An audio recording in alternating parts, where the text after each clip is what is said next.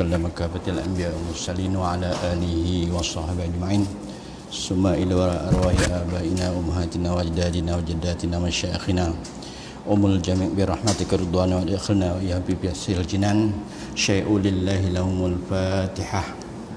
أعوذ بالله من الشيطان الرجيم. بسم الله الرحمن الرحيم. الحمد لله رب العالمين الرحمن الرحيم مالك يوم الدين إياك نعبد وإياك نستعين اهدنا الصراط المستقيم صراط الذين أنعمت عليهم غير المغضوب عليهم ولا الضالين آمين. الحمد لله رب العالمين والعاقبة للمتقين ولا عدوان إلا على الظالمين والصلاة والسلام على سيد المرسلين وخاتم الأنبياء وعلى آله وأصحابه أجمعين. أما بعد فإن أصدق الحديث كتاب الله وخير الهدي هدي محمد صلى الله عليه وسلم وشر الأمور محدثاتها وكل محدثة بدعة وكل بدعة ضلالة وكل ضلالة في النار والعياذ بالله. اللهم افتح بيننا وبين قومنا بالحق وأنت خير الفاتحين. اللهم اجعلنا من الذين يستمعون القول فيتبعون أحسنه. رب يسر ولا تعسر ولا حول ولا قوة إلا بالله العلي العظيم. Alhamdulillah, bersyukur kepada Allah Subhanahu Wa Taala dengan hidayah, izin dan inayahnya kita masih lagi kekal di rumah Allah Subhanahu Wa Taala meneruskan ibadah kita, iaitu berada dalam majlis ilmu. Mudah-mudahan dengan kita berada dalam majlis ilmu dapat menambah nilai kualiti ilmu amalan kita seharian. Kualiti amalan kita semayang, solat, puasa, zakat, haji akan lebih bernilai sekiranya ia berdasarkan daripada ilmu yang kita pelajari melalui Al-Quran dan hadis. Kita bersyukur kepada Allah Subhanahu Wa Taala kita dikekalkan dalam iman, kekal dalam Islam, Muslim, dan kita diberi nikmat yang banyak. Walaupun ada nikmah juga diselang-seli dengan nikmat itu. Maksudnya selain daripada nikmat kepada Allah Subhanahu Wa Taala, manusia juga akan diuji dengan ujian bala, kesusahan, tidak lain dan tidak bukan supaya kita dapat sedar bahawa kita adalah makhluk. Ada Allah yang lebih berkuasa kepada kita, lalu Allah memperingatkan kita supaya kita kembali kepada asal kejadian kita. Walinuziqannahum minal azabil adna dunal azabil akbar la'allahum yarji'un. Nescaya kami akan rasakan kepada mereka azab yang paling rendah, paling kecil, supaya mereka dapat merasainya dan kembali kepada asal mereka, iaitu fitrah kejadian manusia, beriman, yakin kepada Allah dan mengaku bahawa Allah itu adalah Tuhan yang wajib disembah. Kita doakan semoga kita hidup di bawah naungan Allah, kekal iman Islam kita, dijauh dari berbahaya dan terus mendapat rahmatnya. Hari ini kita sambung hadis yang ke-8 berkaitan dengan bicara Rasulullah sallallahu alaihi wasallam, pesanan-pesanan yang disampaikan oleh Rasulullah sallallahu alaihi wasallam yang berkaitan dalam hal kehidupan kita seharian.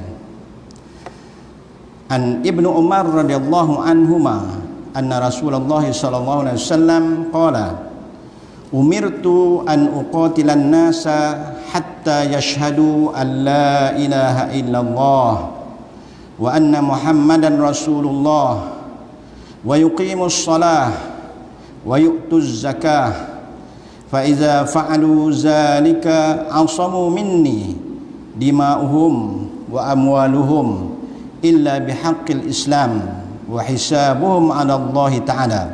Rawahul Bukhari wal Muslim. Maksudnya diriwayatkan daripada Ibnu Umar radhiyallahu anhu, Rasulullah sallallahu alaihi wasallam bersabda, aku diperintahkan untuk memerangi manusia hingga mereka mahu bersaksi bahawa tiada Tuhan kecuali Allah dan Nabi Muhammad itu adalah Rasulullah, mendirikan solat, menunaikan zakat. Apabila mereka telah melakukannya, maka berarti mereka telah melindungi darah dan hartanya dariku kecuali hak Islam, sedang hisab mereka adalah di sisi Allah Subhanahu wa taala. Hadis yang berkaitan dengan kemuliaan, hak, kelebihan yang Allah berikan kepada orang-orang Islam apabila mereka mengucap kalimah la ilaha illallah ataupun syahadatain Muhammad Rasulullah, maka pada masa itu dia sudah selamat ataupun dia terselamat darahnya, hartanya, dan dalam satu hadis marwahnya daripada orang-orang lain untuk menyakitinya. Hadis ini agak ringkas tapi mempunyai pengertian yang mendalam, di mana bagi orang yang tidak mau mempertahankan kalimah la ilaha illallah, mempertahankan amalan Islam yang utama iaitu solat dan zakat, maka diwajibkan diperangi. Boleh diperangi, mana boleh diperangi.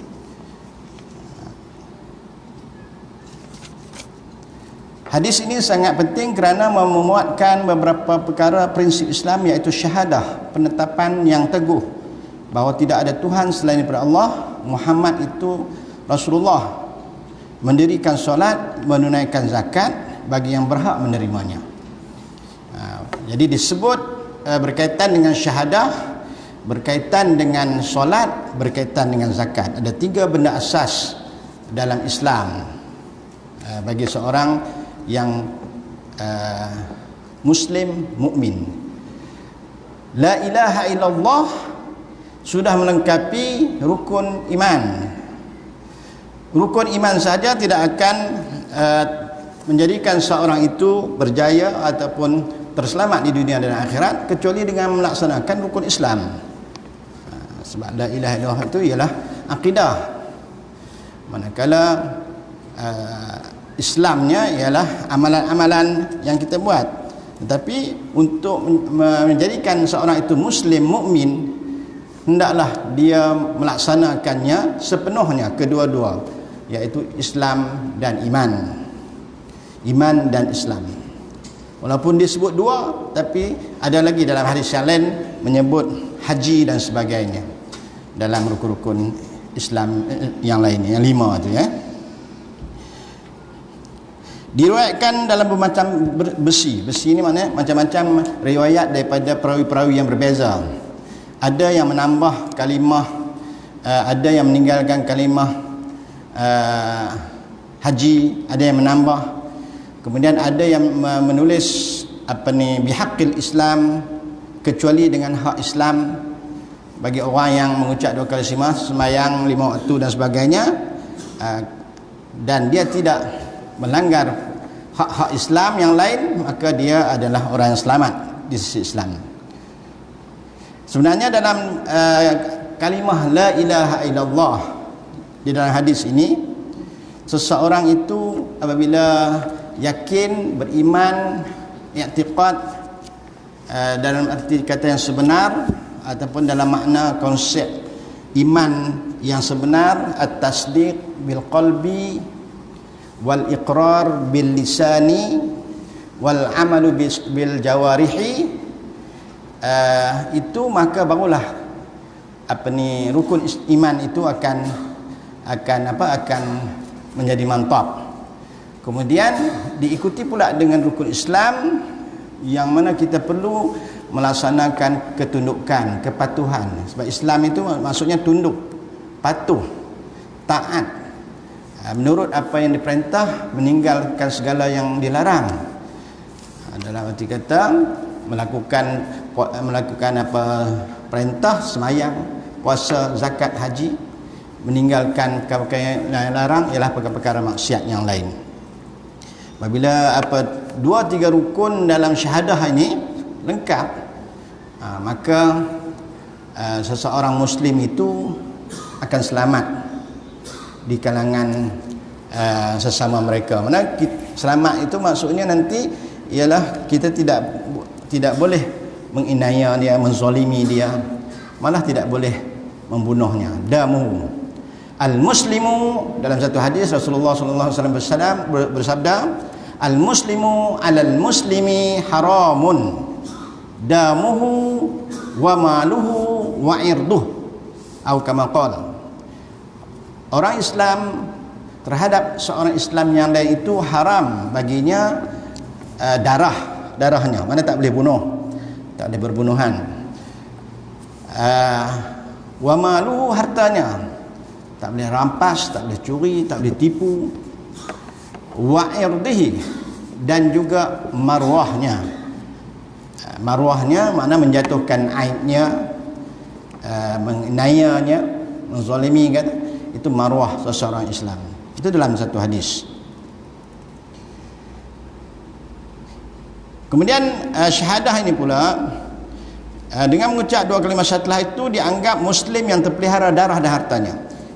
Ini juga disokong oleh sebuah hadis sahih yang lain, tetapi tidak menyebut masalah solat dan zakat.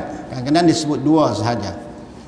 Dalam hadis berkaitan dengan la ilaha illallah ini banyak riwayat-riwayat yang menyebut tentang kelebihan kalimah la ilaha illallah. Malah selain daripada Nabi juga menolak perbuatan Usamah bin Zaid kerana membunuh orang yang mengucap la ilaha illallah. Sebab la ilaha illallah darahnya haram.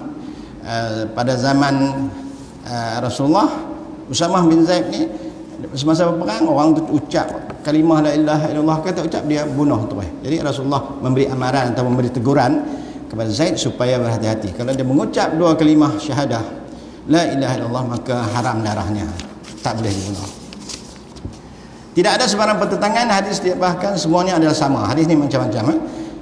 2 kalimah syahadah sudah cukup untuk menyelamatkan seorang itu darahnya, hartanya daripada muslim yang lain. Sekiranya selepas itu dia mendirikan solat dan mengeluarkan zakat, maka baginya hak seperti mana hak muslim yang lain dan tanggungjawab seperti mana mereka yang lain. Maksudnya la ilaha illallah hendaklah digabung dengan menunaikan solat, mengeluarkan zakat, barulah darahnya halal. Kalau tidak, dia tidak akan diiktiraf seperti mana hadis yang disabdakan oleh Rasulullah SAW. Ini berlaku pada zaman awal pemerintah Islam. Kalau kita tengok sejarah sirah An-Nabawiyah selepas kewafatan Rasulullah SAW, maka khalifah yang pertama Sayyidina Abu Bakar As-Siddiq dilantik menjadi khalifah Islam yang pertama. Jadi setelah dilantik, perkara pertama yang dilakukan oleh Abu Bakar As-Siddiq ialah memerangi golongan riddah, memerangi golongan yang murtad. Kerana apabila Rasulullah wafat, sebilangan umat Islam yang berada jauh daripada Mekah, mereka enggan membayar zakat.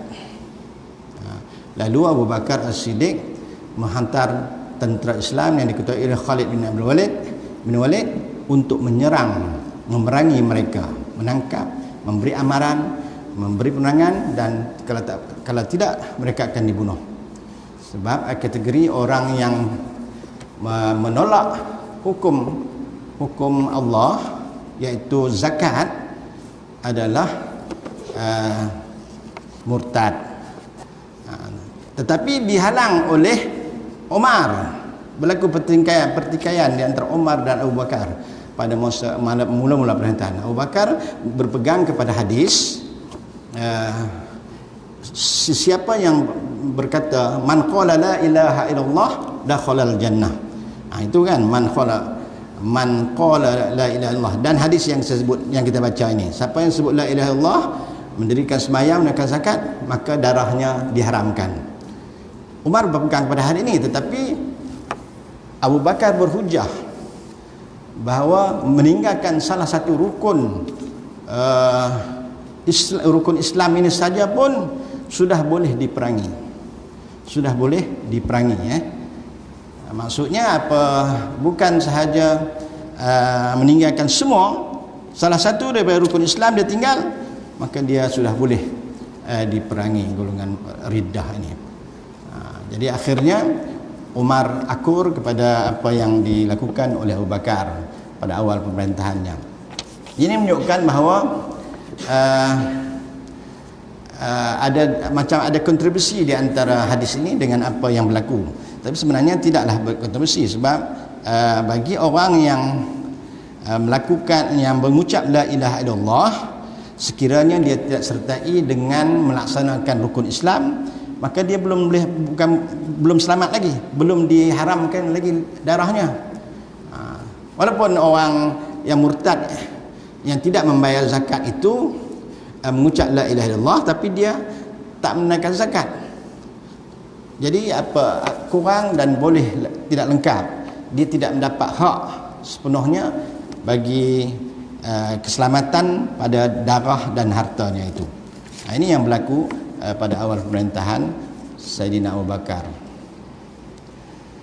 Sekiranya selepas itu dia mendirikan solat, mengeluarkan zakat, maka baginya segala hak seperti mana hak muslim yang lain, dan tanggungjawab seperti mana tanggungjawab mereka. Kalau dia semayang, zakat, okeylah, tak perlulah diperangi.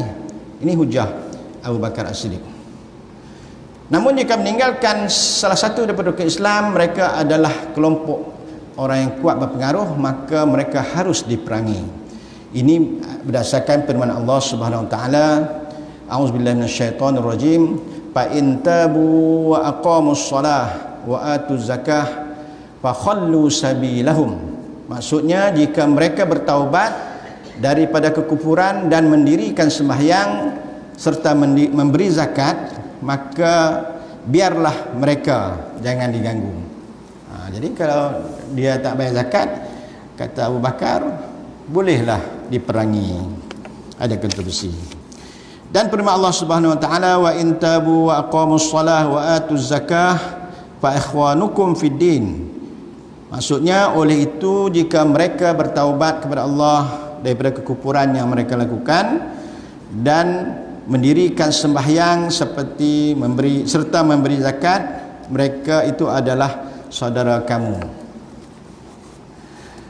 Jadi jelas bahawa kalimah la ilaha illallah adalah penyelamat bagi orang Islam.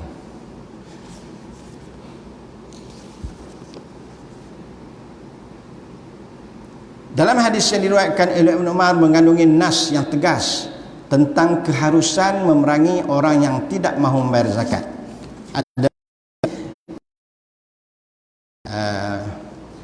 menerangkan tentang memerangi orang zakat yang tidak bayar zakat. Tetapi hadis tersebut tidak sampai kepada mereka berdua. Ini berlaku mungkin disebabkan Ibn Umar tidak mengetahui perselisihan yang berlaku di antara mereka berdua kerana pada masa itu beliau sakit ataupun dalam musafir, ataupun beliau terlupa hadis yang diriwayatkannya. Jadi berdasarkan kisah memerangi golongan murtad ini, kita dapati kalimah la ilaha illallah ini tidak akan dapat menyelamatkan seorang muslim itu sekiranya dia tidak melaksanakan rukun-rukun Islam.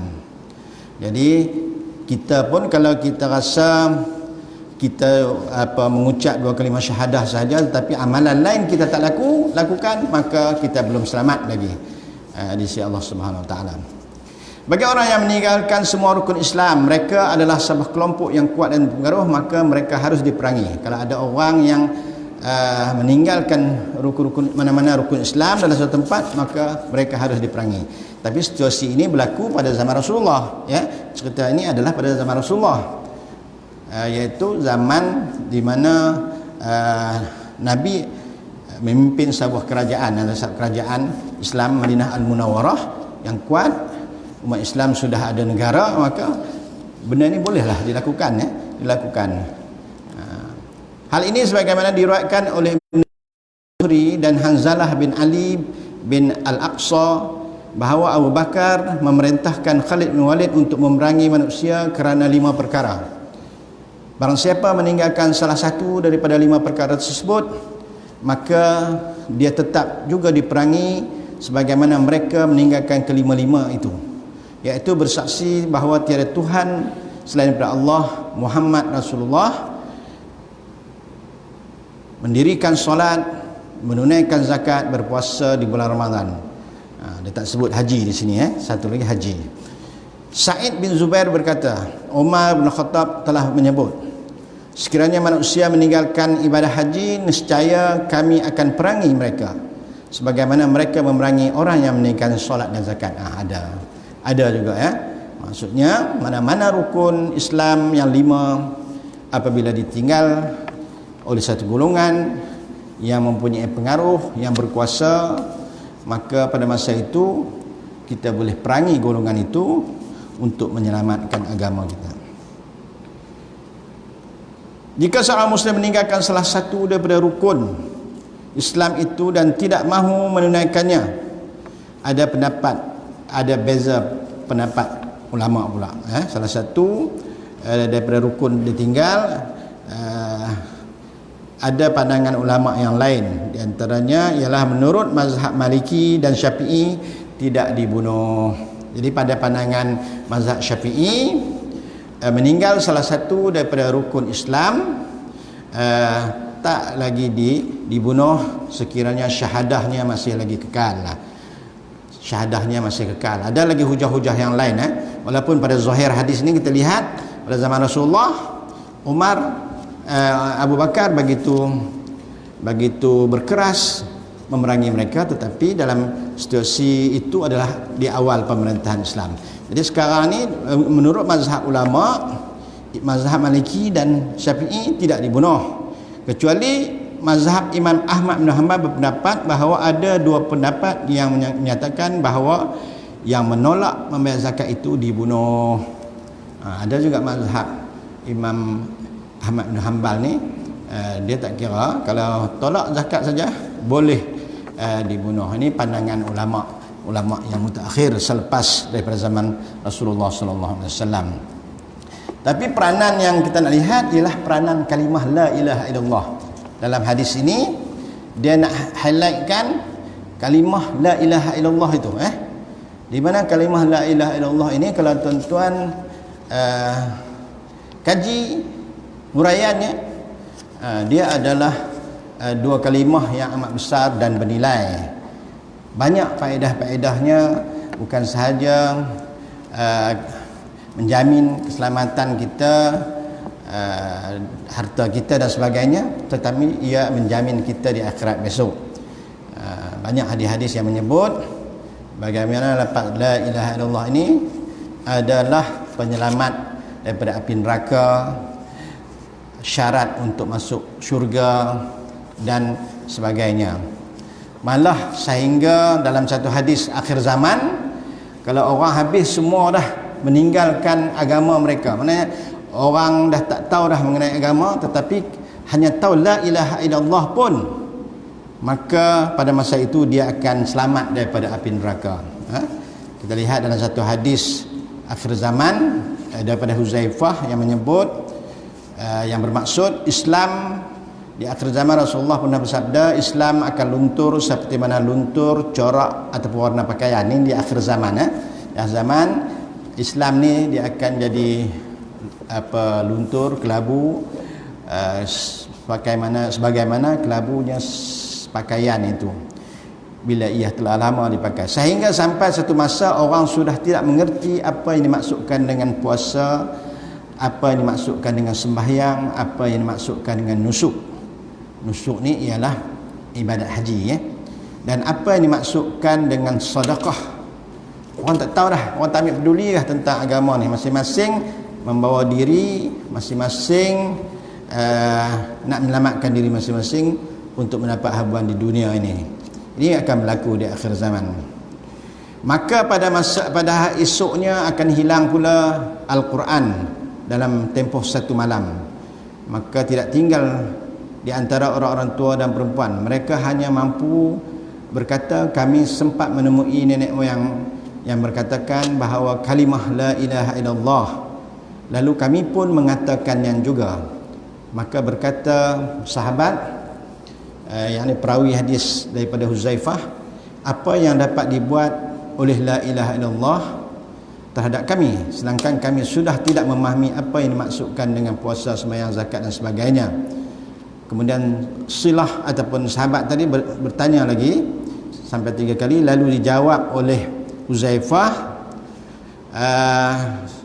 Di akhirnya Huzaifah menjawab, kalimah ini akan menyelamatkan mereka daripada api neraka. Kalimah la ilaha illallah. Ini kelebihan kalimah la ilaha illallah.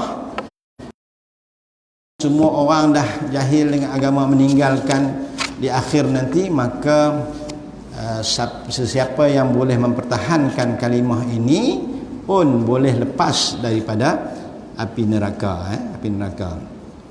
Tuan-tuan yang dirahmati Allah Subhanahu Wa Taala, kalimah la ilaha illallah ni dia ada dua fasa ataupun dua peringkat. Pertama, kita mengisbatkan, mengisbat dan menafikan. Menafi dan mengisbatkan. La ilaha illallah maksudnya ialah tidak ada Tuhan. Mana tidak ada Tuhan, kita menafikan dulu. Tidak ada Tuhan yang disembah. Tak sembah apa-apa lah kan, illallah, melainkan Allah. Jadi ada dua di situ kita lihat dalam bahasa Arab disebut nafi dan isbat. Ayat nafi dan isbat digunakan adalah untuk menguatkan sesuatu keyakinan. Ini kita bagi contoh dalam penggunaan kita seharian. Kalau kita nak kata sesuatu, nak meyakinkan bahawa kita hendak itu sahaja, kita akan menolak yang lain dulu, kemudian kita akan kata yang kita hendak tu. Contohnya, kita kata saya tidak makan semua makanan. Tak makan semua makanan, kecuali itulah yang mengukuhkan, menguatkan keyakinan kita. Jadi kalimah la ilaha illallah tu ada dua ayat, nafi dan isbat. Dia adalah satu pengukuhan dalam hati yang kita yakin, kemudian kita ikrar dengan lidah, kita sebut, dan kita perlu laksanakannya dalam bentuk amalan. Baru dia akan jadi kekal, menjadi berharga, bernilai, bermakna kalimah la ilaha illallah itu. Kalimah la ilaha illallah mempunyai banyak kelebihan, tuan-tuan ya. Sebab rujuk beberapa kelebihan kita boleh dapat melalui kalimah la ilaha illallah Muhammadur Rasulullah ini. Bila kita, walaupun dia nampak pendek, ringkas, ataupun kita kata remeh, tetapi dia merupakan zikir amalan untuk pengukuhan iman, akidah kita. Hari kita menyebut kalimah la ilaha illallah, dia mempunyai kelebihan yang banyak ya.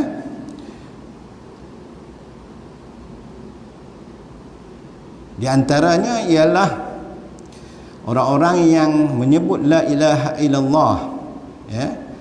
La ilaha illallah ini disebut oleh Rasulullah sallallahu alaihi wasallam, man qala la ilaha illallah wahdahu la syarikalah lahul mulku wa lahul hamd wa huwa ala kulli syai'in qadir fi yaumin mi'ati marrah kanat lahu adla asri riqab wa katabat lahu minhu hasanat wa muhayyid anhu minhu sayyi'at wa kanat lahu juzran minasyaitan yaumahu zalik hatta yumsa la ya'khu ahadukum bi afdali mimma jaa bihi illa rajulun amila akthar minhu. Ini hadis daripada Rasulullah sallallahu alaihi wasallam, diriwayatkan oleh Abi Hurairah ya. Kelebihan membaca zikir la ilaha illallah 100 kali dalam sehari. Siapa yang mengucap la ilaha illallah la syarikalah, yang kita baca lepas semayang tuan-tuan, bukan sesaja kita baca. Dalam hadis yang lain ada menyebut sesiapa yang baca kalimah la ilaha illallah wahdahu la syarikalah lahul mulku wa lahul hamd yuhyi wa yumit wa huwa ala kulli syai'in qadir 10 kali dan tidak berginjak daripada tempat solat ibadahnya, Allah akan ampunkan dosanya, sehingga minggu lepas, sepanjang minggu itu, sepanjang hari, sepanjang minggu. Banyak hadis-hadis yang menyebut,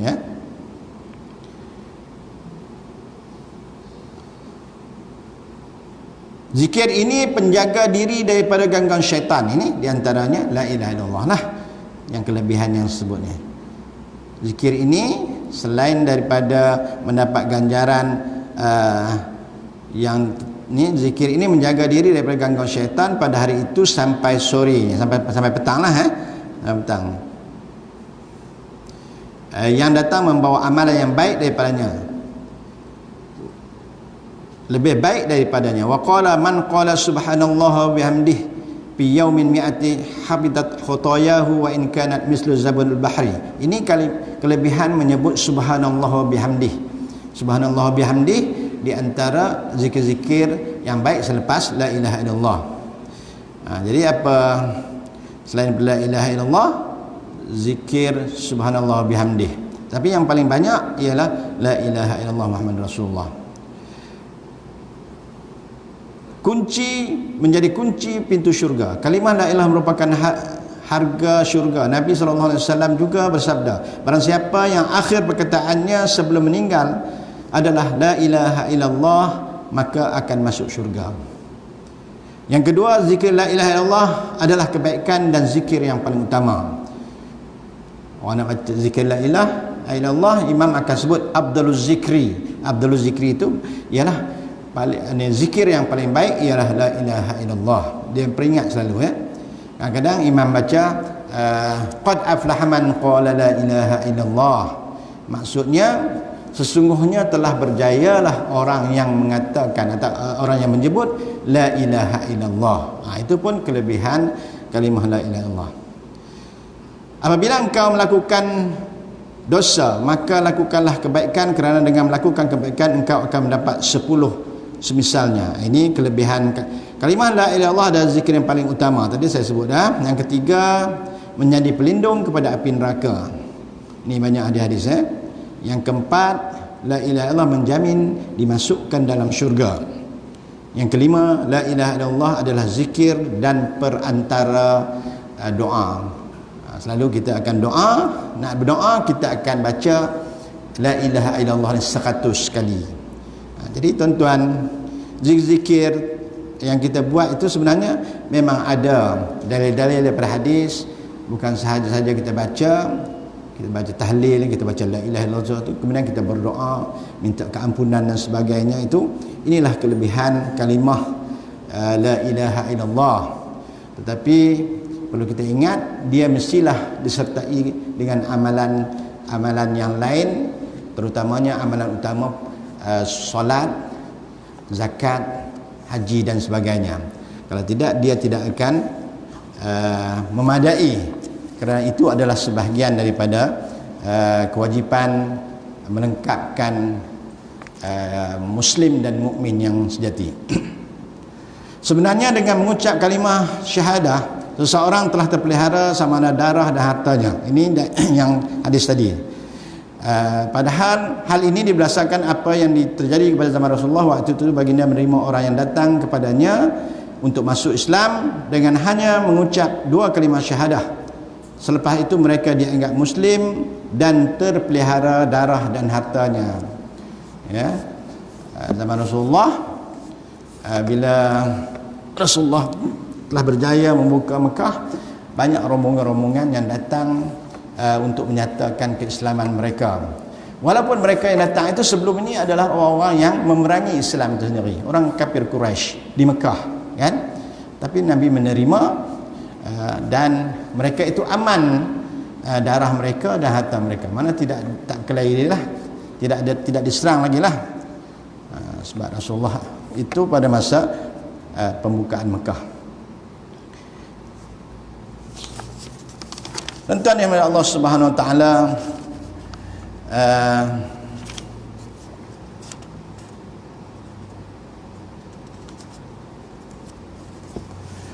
maksud perkataan hakikat iman. Hakikat iman, hadis ini merupakan penunjuk yang jelas bahawa iman adalah pengakuan yang mendalam dan yakin terhadap rukun Islam tanpa ragu-ragu sekalipun.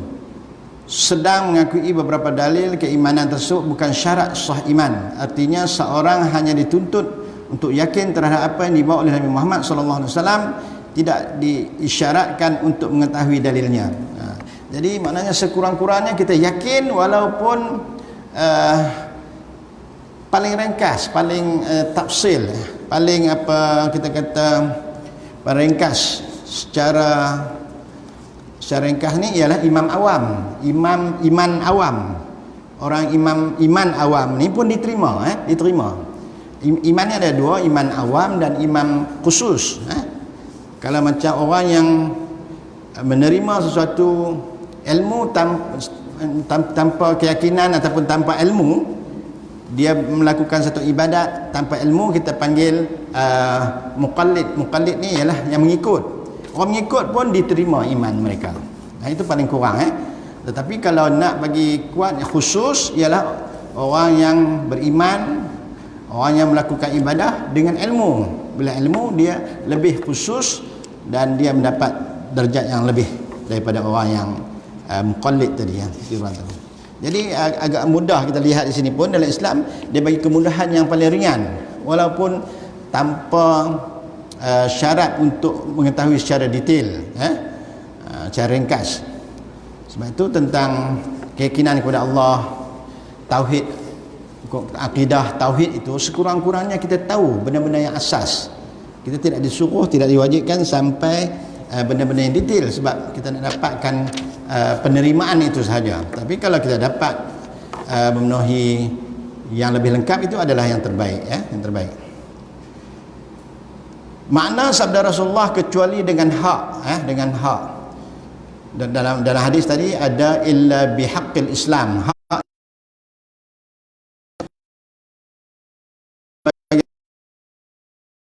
Abu Bakar As-Siddiq telah mengeluarkan hukum daripadanya bahawa termasuk dalam kalimah hak Islam ialah mendirikan sembahyang. Dalam hadis tadi di ujung tu kita tengok illa bihaqqil Islam, melainkan hak Islam. Sebut la ilaha illallah, zakat, puasa dan hak-hak Islam yang lain. Jadi walaupun tak disebut, jadi ia termasuk dalam makna kalimah hak Islam itu ialah mendirikan sembahyang, mengeluarkan zakat. Manakala sebahagian ulama menambah puasa dan haji untuk melengkapkan kalimah la ilaha illallah, mestilah merangkumi rukun Islam yang lain itu, semuanya. Termasuk hak Islam juga ialah melakukan sesuatu yang boleh menghalalkan darah seorang Islam apabila ia melakukan perkara yang diharamkan. Hukumnya adalah wajib dibunuh. Hak Islam ni kalau kita bunuh orang yang wajib qisas, orang yang bunuh balas, itu hak Islam dipanggil. Walaupun hadis tadi menyebut yang pertama darah mereka haram, darah orang Muslim terhadap orang Muslim itu haram. Tapi bila hak Islam, dia melakukan kesalahan, membunuh orang, qatlun nafs, maka dia wajib qisas. Begitulah juga nanti dia bagi contoh seorang yang berzina, boleh dibunuh, khususnya bagi penzina muhsan. Penzina muhsan ni ialah seorang yang telah berkahwin, orang berkahwin direjam sampai mati. Kalau ghairah muhsan yang tidak berkahwin, di rotan sampai 100 rotan. Itu ada berbeza di antara dua hukum hudud, orang yang dah berkahwin dengan orang yang tak berkahwin. Jadi bunuh itu adalah hak Islam. Maksud hak Islam dalam hadis yang saya baca tadi, Penafsiran masalah ini terdapat dalam hadis yang diriwayatkan oleh Tabrani. Aku diperintahkan untuk memerangi orang sehingga mereka berkata tiada Tuhan selain daripada Allah. Barang siapa mengatakannya maka darah dan hartanya terselamat kecuali dengan haknya, sedang hisab berada di sisi Allah. Kemudian Nabi SAW ditanya, apakah haknya? Rasulullah SAW menjawab, zina setelah berkahwin, kufur setelah beriman, dan membunuh, maka di bawah perkara tersebut. Jadi 3 lah yang kalau boleh dibunuh harus darah orang Islam. 3. Yang pertama, apabila dia berzina, khususnya yang belum kahwin. Zina setelah berkahwin, maknanya orang yang berkahwin hukumnya ialah dibunuh. Rejam sampai mati, itu bunuhlah. Yang kedua, kufur. Dia beriman, kufur, ataupun kita panggil murtad. Murtad apabila dia keluar daripada agama Islam, hukum Islam boleh bunuh, tapi dengan syarat kita dakwah dah dulu, panggil dulu, panggil bagi amaran dia dulu. Kalau dia tak mau juga boleh dibunuh, sebab orang yang berada dalam Islam keluar dari Islam amat membahayakan agama Islam. Dan yang ketiga, yang boleh dibunuh seorang Islam, yang hak Allah ini, hak Islam itu ialah bunuh balas, qisas. Bunuh apabila cukup syarat-syaratnya, ternyata bunuh dengan sengaja, maka dia adalah dibunuh balas. Ini yang dimaksudkan hak Allah dalam hadis illa bihaqqillah, dalam hadis yang disebut tadi. Jadi apa kita lihat bagaimana kelebihan kalimah la ilaha illallah, di mana seorang yang kalimah la ilaha illallah ini akan mendapat kelebihan selamat di kalangan manusia, tetapi beberapa perkara yang saya sebut tadi boleh dilakukan di atas nama hak Islam. Yang kedua ialah berkaitan dengan kelebihan kalimah la ilaha illallah adalah penyelamat untuk kita di akhirat besok. Selamat api neraka, kunci kepada pintu syurga, dan juga merupakan syarat untuk diterima, diredai oleh Allah Subhanahu Wa Taala.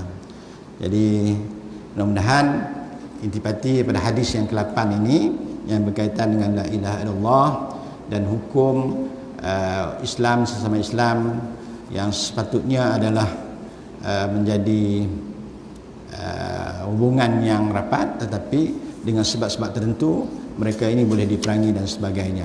Mudah-mudahan kita mendapat pengajaran daripada hadis ini dan kita boleh melaksanakannya dalam kehidupan kita seharian, insya-Allah. A'udzubillahi minasyaitonirrajim. Bismillahirrahmanirrahim. Alhamdulillahirabbil alamin, hamdan yuwaffi ni'amahu wa yukafi mazidah. Ya Rabbana lakal hamdu kama yanbaghi li jalali wajhikal karimil azim sultanik. Allahumma sabbit ala nahjatil istiqamah wa a'izna fid dunya min mujibatin nadamah wa khaffif anna thiqalal asrar warzuqna 'aishatal abrar wakfina wasrif anna syarral ashrar wa'ti riqabana wa riqaba abaina wa ummahatina wa ajdadina wa masyayikhina birahmatika ya aziz ya ghaffar ya sattar ya alim ya Allah birahmatika ya arhamar rahimin ya awwal awwalin wa ya akhirul akhirin wa ya zal quwwatil matin ya rahimad du'afa'il wal fuqara'il masakin ya arhamar rahimin la ilaha illa anta subhanaka inna kunna minaz zalimin. Allahumma ighfir lana dhunubana wa li ikhwanina alladhina sabaquna bil iman wa la taj'al fi qulubina ghillan lil ladzina amanu rabbana innaka ra'ufur rahim. Allahumma inna na'udzubika minal barasi wal jununi wal juzam wa min sayyi'il asqam wa khususan virus corona. Allahumma inna na'udzubika min ilmin la yanfa' wa min qalbin la yakhsha' wa min da'watin la yustajabu laha. Rabbana atina fid dunya hasanah wa fil akhirati hasanah wa qina azaban nar.